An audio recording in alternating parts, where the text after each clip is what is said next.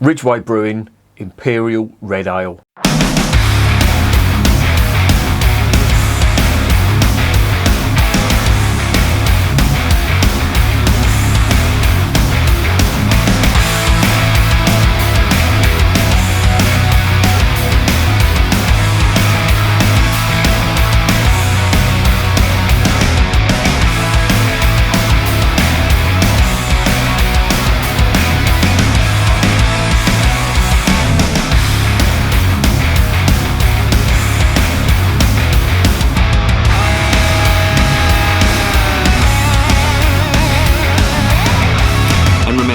Life is too short to be drinking shitty beer. Welcome to another edition of Bands, Bikes and Booze Reviews. I have got one here today, another one from Ridgeway Brewing. Now, I tried one of their bitters the other day and I really enjoyed it. And on the strength of that, I bought some more of their beer. And this is a brewery from Oxfordshire, no less, right on the border between Oxfordshire and Berkshire. And the actual address is it South Stoke, which is right near Reading, a place called Reading. You know, I've been there a couple of times. I've watched West Ham get up there a few times. Word of advice, never go to the fucking football stadium, the Majeski Stadium. What a fucking shithole. Miles out of the way, miles from anywhere. You have to get a bus. They lay on buses, or they did back then. I'm going back a while when West Ham were in the Championship. They laid on buses and they tried to charge us. Can you imagine that? Fucking 100 or so West Ham fans trying to charge them to get on a bus to get back into town. It didn't work out. The police told the bus driver to just drive them to avoid any further aggro. Enough about that. Let's reverse out of that cul-de-sac and let's talk about this beer. This comes from the Ridgeway Brewery, and it's a brewery that I like the look of. They do a lot of traditional British stuff, but they like to put their own twist on it. What I mean by that is the bitter, for example, it did remind me of some of the elements of a Belgian Vit beer, if you can imagine that. It sounds really off the wall, but it worked. At the same time as tasting like a really good bitter, it had them overtones like coriander, herbal type notes, white pepper as well, which again, you know, sort of put me in mind of a Belgian Vit, which I love. And I really did like that. I thought that was really novel, so I bought some more of their stuff. And there was two that looked really interesting. They do a barley wine, which I've got in the fridge. I'll be reviewing that, so I don't know which one I'm going to put up first. Maybe this one, but I don't know. But keep an eye out for that. But what I liked about this, it's a blend, or that's how they describe it. Now, they've called it an Imperial Red Ale, right? And the reason it's Imperial, anything with a very high ABV is usually called Imperial. And the reason for that is it goes back to the Imperial Stouts. Now, the Imperial Stouts were stouts that were brewed in Britain, but they were exported to Russia for the Imperial Russian family, and for the Imperial Russian royal family, I should say, get that right. And the name has sort of stuck, and you get Imperial IPAs, you get Imperial Stouts still, but this is the first Imperial Red Ale that I've seen, and it's novel because it's what they describe as or what I'm picking up to be, a blend of barley wine and red ale. Two fantastic styles of beer in the very old British tradition of blending beer. Now, if you don't know what blending means, it just means mixing two different styles of beer. And I've done it on occasion on the channel. Did one recently with the Pale Ale, the Timothy Taylor's and the Hepworth Pale Ale. Really good. Don't get me wrong, you can come up with some absolute fucking abortions if you mix the two together. I did that with Leffer, and I think it was the Postel, two Belgian blonde or golden ales. Oh, it was fucking terrible. It was just like instant teeth rot with the amount of sugar in. But this, they say, is a blend of red ale and barley wine, which is, if you really want to be pedantic about it, you could argue that this is upholding a great British tradition of the original ales that they used to serve back in the 1700s.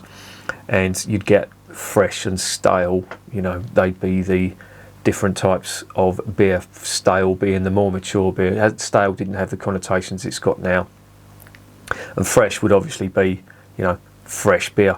And that would be from the brewery. They wouldn't do any fermentation or maturing in the brewery. It would all be done by the landlord in the pub. So it's relatively recent. When I say relatively recent, I mean, you know, a few hundred years that they've actually been fermenting and, you know, letting it happen in the brewery in the United Kingdom, letting the magic happen, if you like.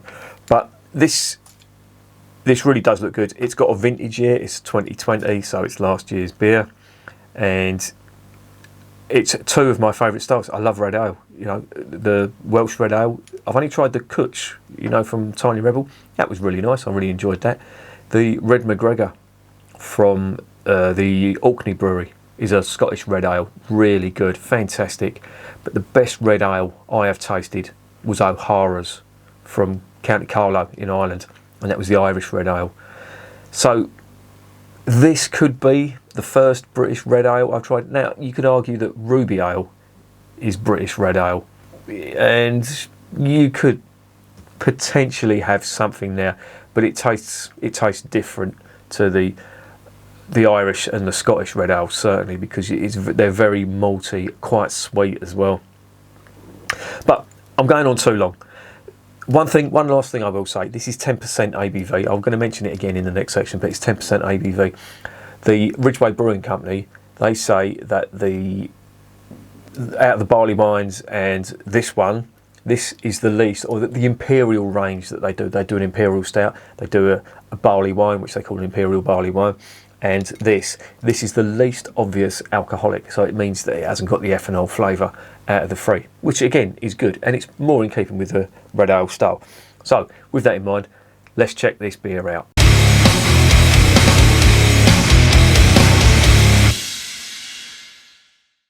Right, as I just mentioned, it's 10%. It is a 330ml bottle. It is an Imperial Red Ale, which is something I think they've come up with. The ingredients are going to be interesting. They contain... Don't fucking do this to me. Have you put it all in? They have. They put it in. This is a British beer and it's all in foreign. For fuck's sake. Right, it's got water. Barley. I'm seeing corn here, but that's Korn. I'm sure must be another language. Sugar, hops and yeast. Yeah, and you'd expect that. Invert sugar, I'm imagining that's what it is. And that's not unusual for these strong old ale. I'm gonna class it, they call it an Imperial Red Ale. I'm gonna class it as an old ale because it's a blend of barley wine. So let's get it open and let's see what's going on.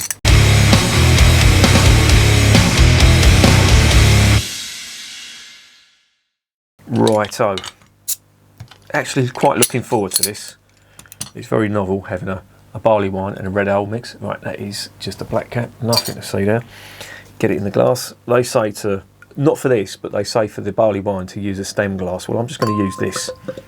I'll use a stem glass for the barley wine. I'll use that Rastal glass that I've got, dust that off. I might even use the Leffer glass, who knows? Who cares even? Oh, you can smell that from here. Fuck me, that done off. Pong. In a good way. Oh, that's lovely. Super rich malt. And I'm getting that sugar as well. That invert sugar.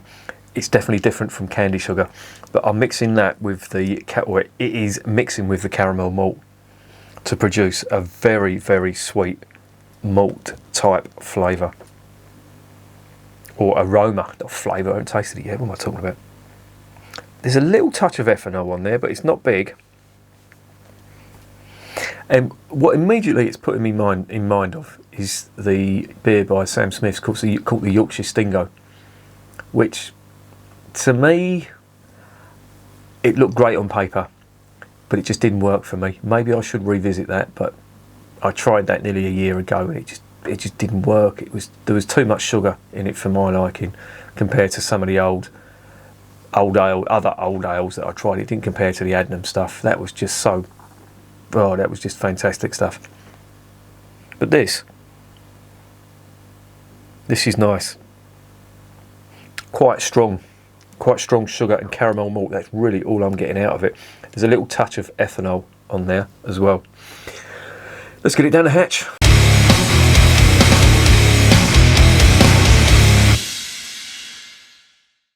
Bottoms up, me old muckers.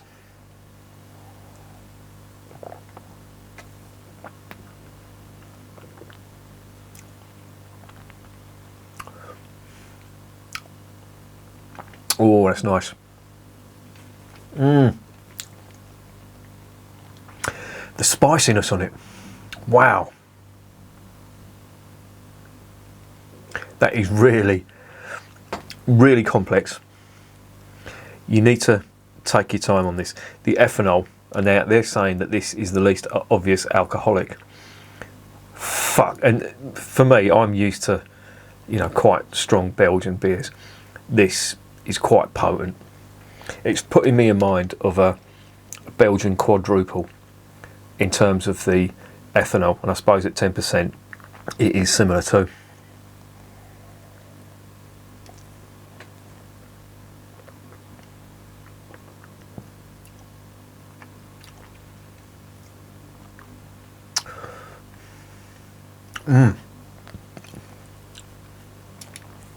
There's quite spicy hops in this, and coupling that with the ethanol on there, it does make it's really warm as it's going down. But I can see why they put the invert sugar in. They've had to balance that out, because if you didn't put that in there, that would be it'd be almost spirit-like. And as you can see, the head is dissipating quite rapidly, and that's standard, because with that amount of alcohol in, you know, alcohol dissolves CO2, or CO2 gets absorbed by the alcohol. That's why that happens.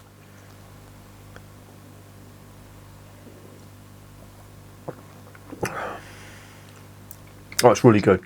There's strong malt on there, but immediately that gives way to the sugar sweetness. A little touch of spice. There's some dried fruit on here, but it gets very, very sweet quite quickly. And it's one of them ales, like an old ale is. I mean, a real old British ale, not like Old Peculiar and stuff like that, but the stuff you get in the 330ml bottles that's sort of 8 and 10%. They're what I call degustation ales, which means you have to sit and savour them. You know, people, I've mentioned this before, but people will look at that and say 10%, wow. But they're the people who have got, you know, pint drinking mentality. They don't, and this is not a criticism of them at all, certainly not, far from it. But because I used to have this as well, you know, I'd see 10% beers, you know, when I didn't know much about beer, I'd see 10% beers and think, fuck, who's going to fucking drink that? But when you've got that mentality, you automatically think you're going to be drinking pints of 10% beer. Definitely do not. I do not recommend that at all. 330ml bottles are perfect for this style of beer. You shouldn't be selling more than that. And you know, people moan about how the Belgian stuff comes in 330ml bottles. There's a reason, because you're not really meant to be fucking drinking 10% beers in 500ml bottles. The Germans do it with their Doppelbock sometimes, and certainly their Eisbock as well. No, actually, that's a lie. The Eisbock was in the Kornbacher was in a 330ml bottle, and I don't think I've seen an Eisbock in more than a 330ml bottle. Certainly not come across one. There may be one out there, but I've not seen it. But there's a reason for it, and of course it's the high ABV. You don't want to encourage people drinking pints of 10% beer. You'd end up fucked up massively in more ways than one, physically and financially. As my old man used to say, I used to say, how you doing, Dad? I'm physically and financially fucked. That'd be on a Sunday night after a weekend on the betting and the beer.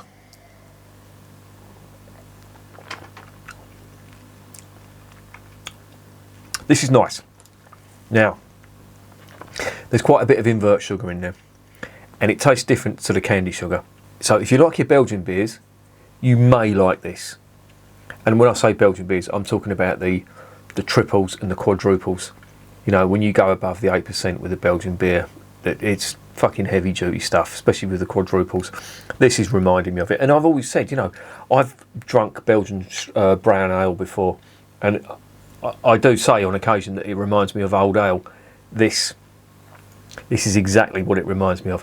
When there's no banana and no clove from the yeast available, or not available, but they haven't brewed it with that, they've brewed it with normal beer. Sometimes they call it strong Belgian brown ale. It's very reminiscent of this. And that's what I'm getting from this. So if you like your strong Belgian brown ale, you're going to like this.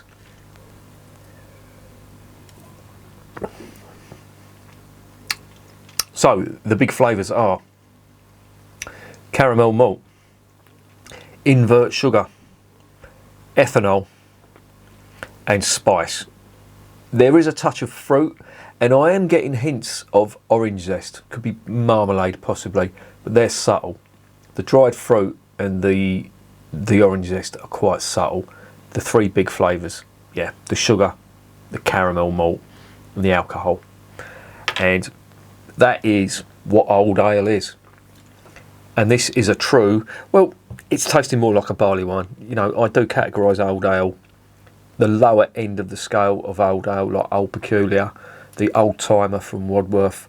You know, that's Old Timer's 5%. The Old Peculiar is 6%, I think, or 5.6. It's bordering on that. I can't remember off the top of my head. But anything over sort of 6.5%, that's when I start seeing it as barley wine. Things like Yorkshire Stingo, the Golden Pride from Fuller's, and this type of stuff as well. And then you've got the Adnams Talio, of course, which for me is just the perfect, if you know what I mean. And I can see why it's not a popular style, because this may not be for everyone's taste, but I absolutely love it.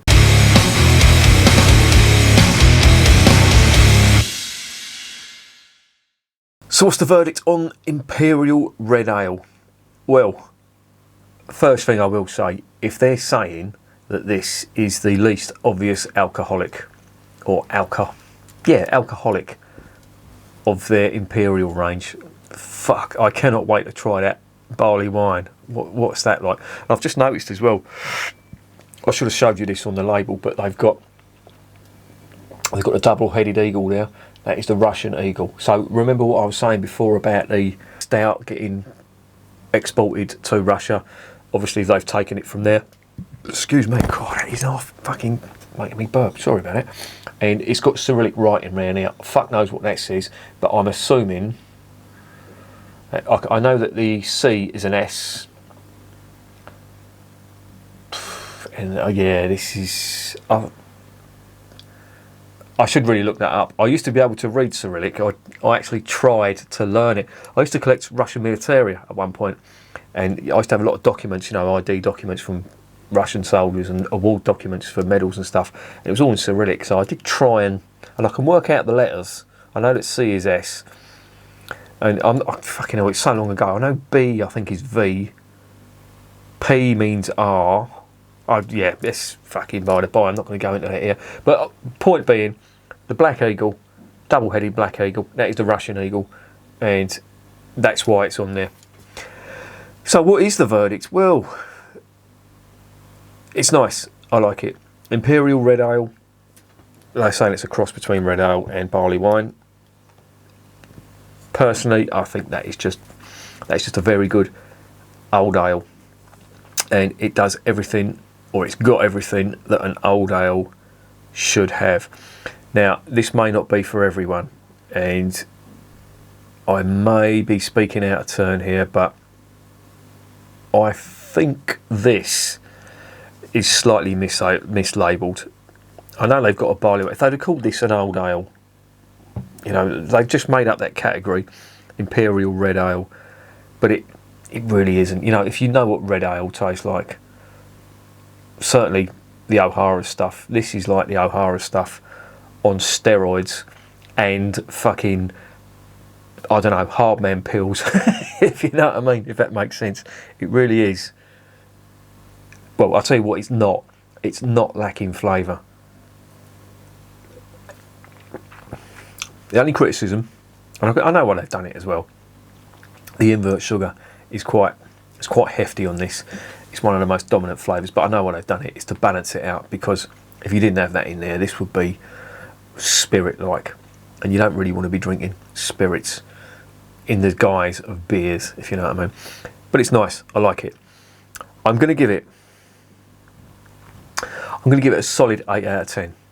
But I warn you, this may not be for everyone, because it's a style that is, I wouldn't say it's dying out, but it's not very popular.